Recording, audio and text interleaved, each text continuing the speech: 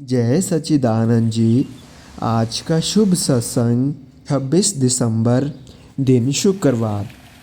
आज का सत्संग श्री प्रयागधाम आश्रम से पूज्य महात्मा जी के द्वारा बड़े ही प्रेम सहित फरमाया गया है। आज के सत्संग का शीर्षक है सार उपदेश। यह जीवन परोपकार के लिए ही प्राप्त हुआ है। यह जीवन परोपकार के लिए ही प्राप्त हुआ है। इसलिए तुम स्वयं कष्ट सहन करके भी दूसरों को सुख पहुँचाने का प्रयास करते रहो। आज का सत्संग बहुत ही श्रद्धापूर्वक और प्रेम सहित श्रवण करें। अगले स्वर पूज्य आदरणीय महात्मा जी के होंगे। उनको मिला रहे। उठो गुरुमुख उठो। श्री गुरु महाराज जी का हुक्म है गुरुमुख उठो।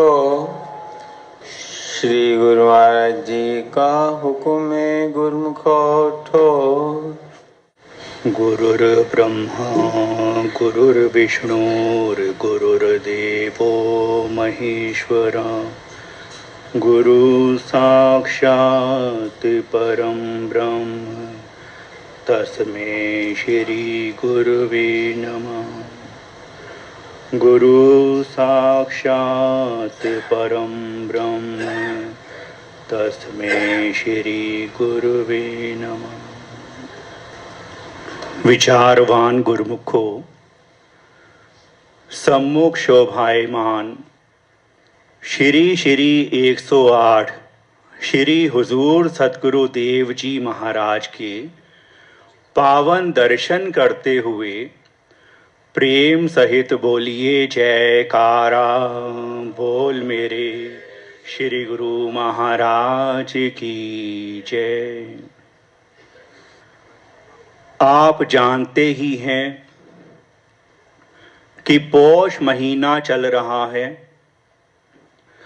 शुभ पौष संक्रांति के पुनीत अवसर पर श्री हुजूर सतगुरु देव जी महाराज ने अपने पावन प्रवचनों में 3 उपदेश दिए।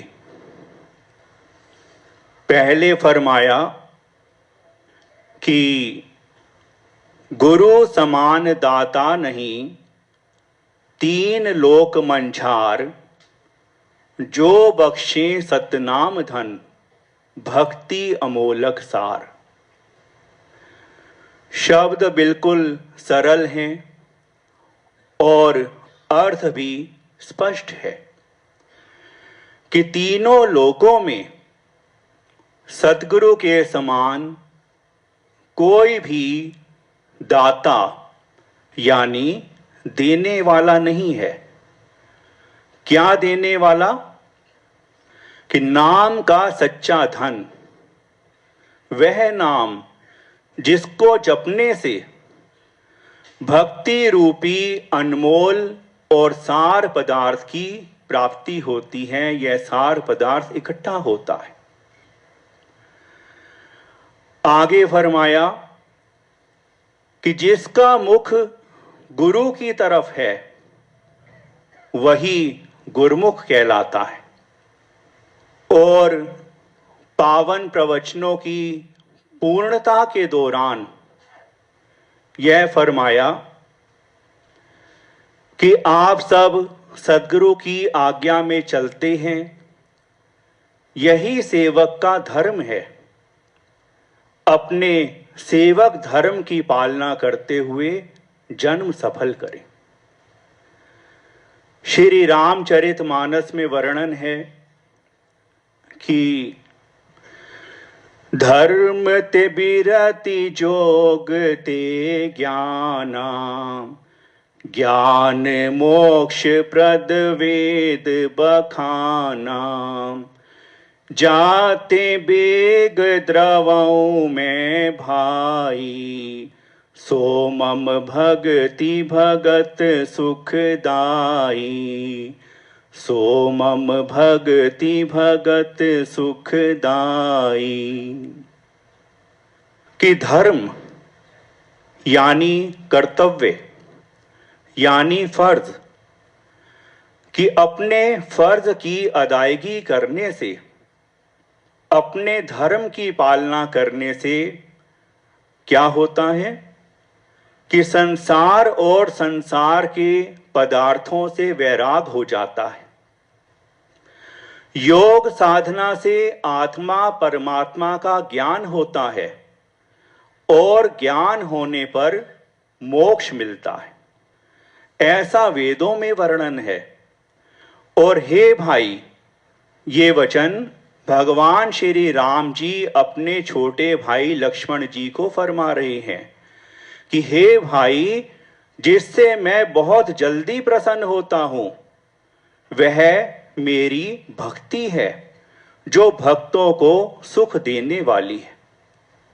इन्हीं वचनों के आधार पर विचारवान कहते हैं कि भक्ति में ही सारा ज्ञान समाया हुआ है।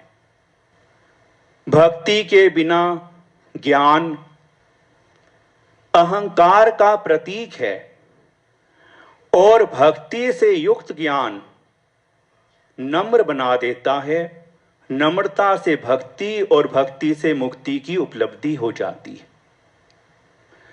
अब हम सब तो इष्ट देव की प्रसन्नता चाहते हैं, परम सुख देने वाली भक्ति के याचक हैं, और इसीलिए श्री हुजूर सद्गुरु देव जी महाराज गुरमुखों को चेतावनी देते हैं, जागृति देते हैं, सावधान करते हैं कि साधक को, गुरमुख को, सेवक को आलस्य से बचना चाहिए। कहते हैं कि एक संत जी ने अपने शिष्यों की योग्यता परखने के लिए उनसे कुछ प्रश्न पूछे। उन प्रश्नों में 3 प्रश्न ये थे। एक था कि किसकी गति सबसे तेज है, तो सभी शिष्यों ने मिलकर एक साथ उत्तर दिया कि मन की गति सबसे तेज है।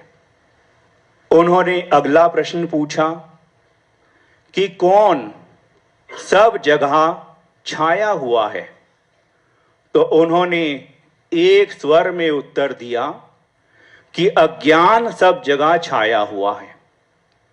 तो अपने शिष्यों की मेधाविता पर प्रसन्न होकर और थोड़ा सा कठिन प्रश्न पूछ लिया कि आलस्य क्या है। तो शिष्यों ने कुछ विचार करके यह निवेदन किया कि अपने धर्म को ना निभाना ही आलस्य है। तो इससे हमें भी शिक्षा मिलती है कि अपने सेवक धर्म की पालना करते रहें, अपने फर्ज की अदायगी करते रहें। और जैसा कि हमारे महापुरुषों के वचन हैं, जो उन्होंने हमें उपदेश दिया है वही हमारा फर्ज है। क्या वचन है कि भक्ति के 5 नियमों की पालना श्रद्धा भाव से रोज करना। अब हर गुरमुख को आत्म मंथन करना चाहिए, आत्मनिरीक्षण करना चाहिए कि क्या मैं, दूसरे को नहीं देखना है, खुद को निहारना है, खुद का निरीक्षण करना है कि क्या मैं सुबह शाम दोनों समय श्री आरती पूजा में सम्मिलित होता हूं? क्या सेवा को निष्काम भाव से करता हूं? क्या सत्संग के वचनों को अपने अंतर में बैठाता हूं? क्या श्री दर्शन और 2 घंटे भजन अभ्यास की पालना रोज करता हूं? बस यही विचार हर गुरुमुख को रोज और जरूर करना चाहिए। अगर कुछ कमी रह गई है तो उसे दूर करो और भक्ति के 5 नियमों की पालना रोज और जरूर करो। हमारे आदरणीय महात्मा जी श्रीमान महात्मा दर्शन अलखानंद जी बताते थे कि हमारे परम आराध्य देव श्री श्री 108 श्री परमहंस अवतार जी श्री तृतीय पातशाही जी महाराज फरमाते थे कि एक हाथ से हमें अपना मन दो और दूसरे हाथ से हमसे भक्ति ले जाओ। आप सभी जानते ही हैं कि किसी चीज को खरीदने के लिए उसका मूल्य चुकाना पड़ता है। अब जबकि भक्ति अनमोल है, सार पदार्थ है, तो भी इसकी प्राप्ति के लिए कुछ तो देना ही पड़ेगा। तो महापुरुष हमसे कोई सांसारिक वस्तु या धन पदार्थ नहीं मांगते। वे तो हमसे हमारा दूषित, मैला, काला और खोटा मन लेकर हमें अपने पावन चरण कमलों की निर्मल और सच्ची भक्ति देते हैं। और वही महाप्रभु इस समय भक्ति के दाता श्री हुजूर सतगुरु देव जी महाराज के पावन स्वरूप में सम्मुख शोभायमान होकर हमें भक्ति के शुभ आशीर्वाद से निहाल कर रही है।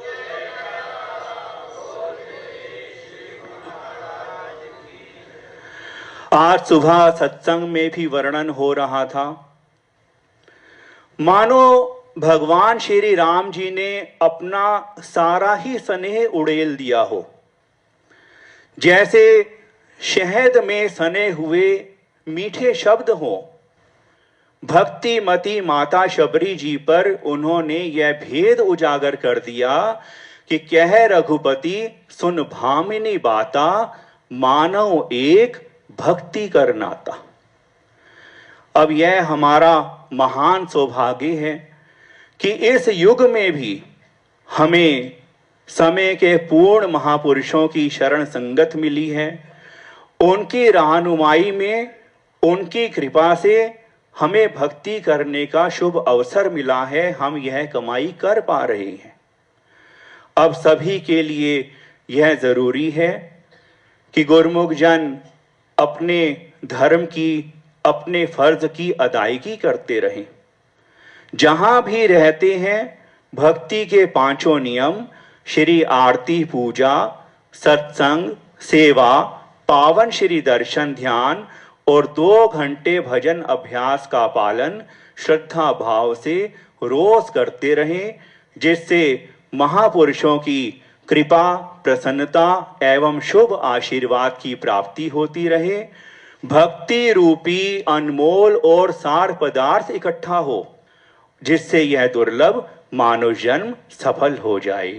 बोलिए जयकारा, बोल मेरी।